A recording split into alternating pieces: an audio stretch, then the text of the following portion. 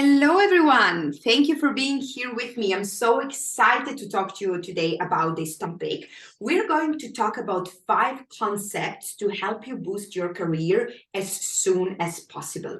Now, I got inspired to talk about this. I had a chat with somebody the other day, and they asked me what was one of the things, or what were some of the things that helped me the most when it came to building my business, up-leveling myself as a professional. And I thought of 5 of these things that I want to talk to you today about. So I'm not sure if really concepts is the right word to put here. I was thinking how to name it, but essentially let's think about 5 main things that helped me. I want to share them with you today. And I would really like you to ask yourself, how can you use those to up-level your career and yourself as a professional? So let's deep dive into it. So the first thing that is so important, I would say this is probably the most important thing, because we all know that our thoughts create our results, and I'm going to talk about that in a minute, was really self-belief. So I want you to ask yourself, when you think about yourself, when you think about your abilities, when you think about your goals, when you think about your career and all the incredible things that you have achieved or that you can achieve, what do you think? What do you think about yourself?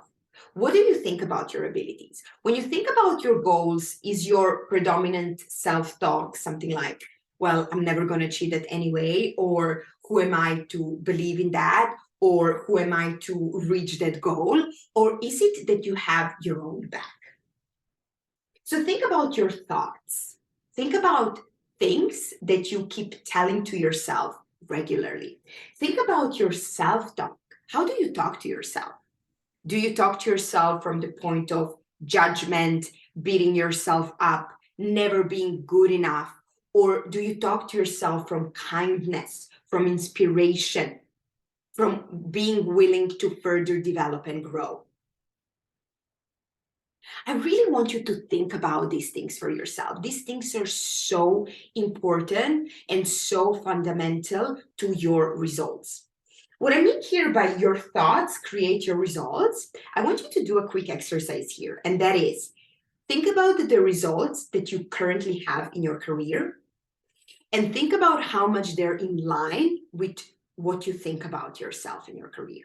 So, for example, if you think about, well, I cannot really achieve big things, or who am I to think big and so forth, I can almost bet that your results in your career are very much in line with that as well. So what you want to think about is, how can you have your own back more? How can you believe in yourself more? And no matter how difficult you might think that is, it's actually just one decision away. So it might not be easy, but it's extremely, extremely simple. And this is one of the things that we work the most in my coaching programs. Your self-belief, your self-thinking, right? Your thoughts about yourself. How do you talk to yourself, and how you can make that work for you? All right? All right. Let's move to the next one. Your self-care. How do you care about yourself? What are specific ways that you show to yourself that you care about yourself?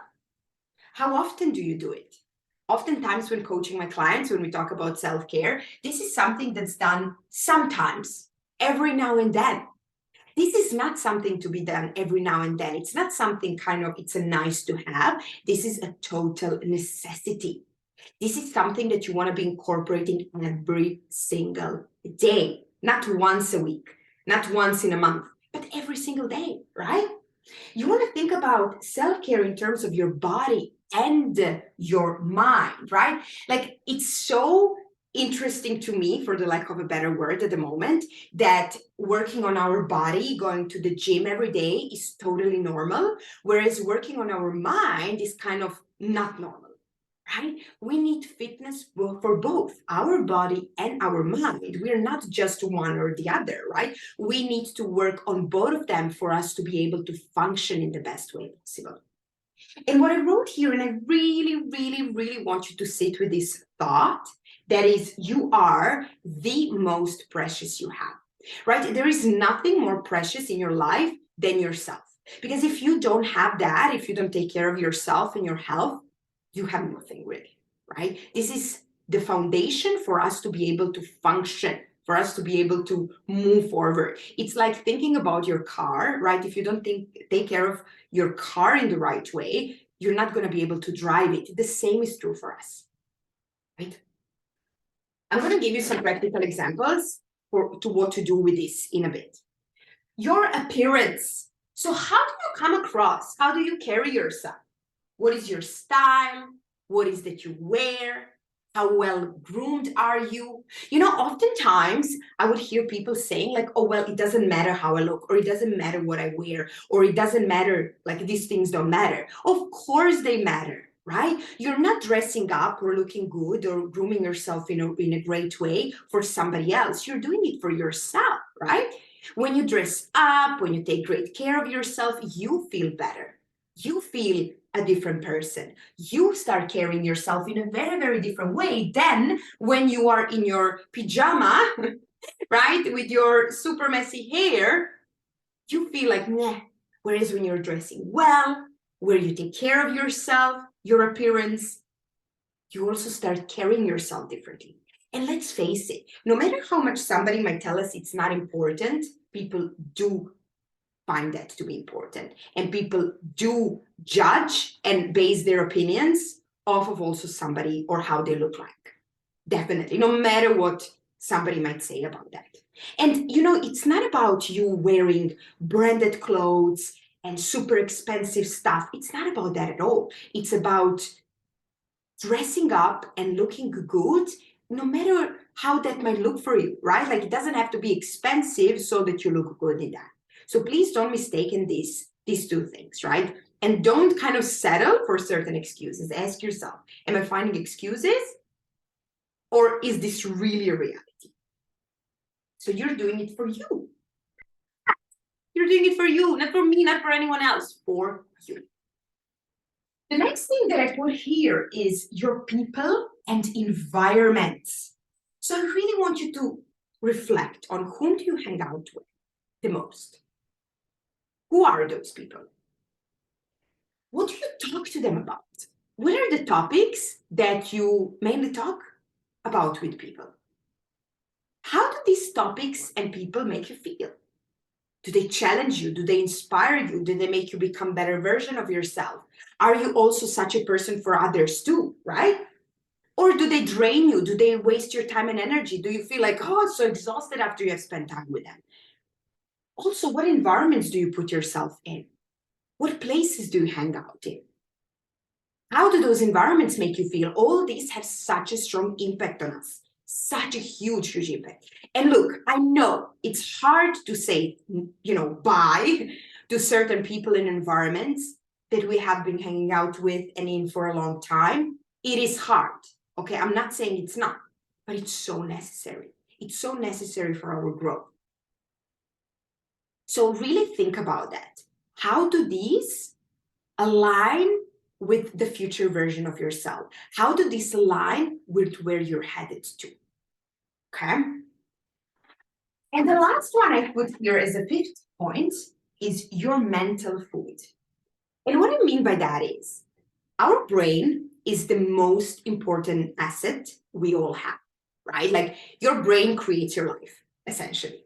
So what you want to be very, very, and I cannot emphasize more on this, very careful about is what food do you feed your brain with? What information do you consume? What books, movies, shows, podcasts do you listen or watch? What do you do on social media? How do you spend time online? How do all these impact what you literally really feed your brains with? Think about that. We don't think about these things very often. It's like every day we are absorbing so much information around us. So you want to become, again, very protective and picky about what is that information. What information do you allow to entertain you? What information do you allow to occupy space in your brain? And how can you change that? How can you remove any distraction, anything that doesn't feel good? You are the one in charge. Remember that. All right.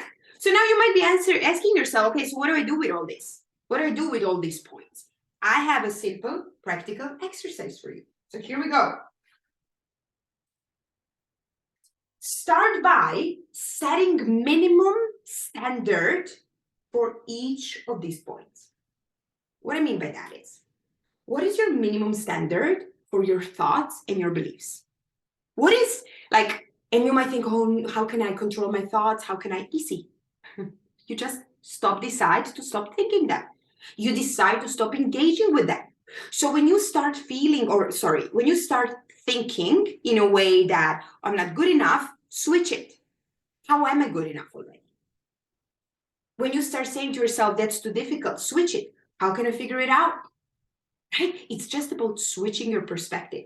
It's about training your brain to be more intentional about what you think. You decide what you want to think. How does that sound? You're the one in charge of your thoughts. Nobody else is. Okay? What is your minimum standard for self-care? For example, that means training 4 times per week. That means hiring a coach, for example, and working with them once per week. That means going for a certain education to expanding myself. That means not engaging with eating junk food. That means having minimum 7 hours of sleep every day. What is the minimum standard for your self-care that you are committing to? Furthermore, appearance. What is your minimum standard when it comes to your style, when it comes to your clothes, when it comes to carrying yourself? How do you want to be perceived? The same is true for people and environments. What is your minimum standard? Whom do you want to hang out with? What aspirations do these people have? What topics do they talk about? What environments do you hang out with? What environments are you not hanging out with anymore from now? And again, mental food. What information do you commit to consuming? What distraction are you committing to saying no to? What are your you cannot see it here, but the last point here is, what are your non-negotiables? What are the non-negotiables for you that no matter what's happening, these are the minimum standards you are committing to from now on? If you commit to following these standards that you've set to yourself, and if you keep really being intentional with these 5 points, I promise you, and I really don't promise lightly, but I can promise you that you are going to boost your career very, very quickly. Very, very quickly. Because it really comes down to these 5 points.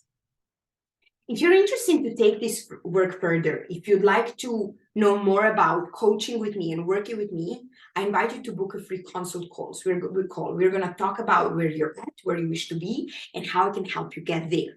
This is one of the points or one of the works we do in my coaching programs, setting the strong foundation so that you can develop into who you wish to become.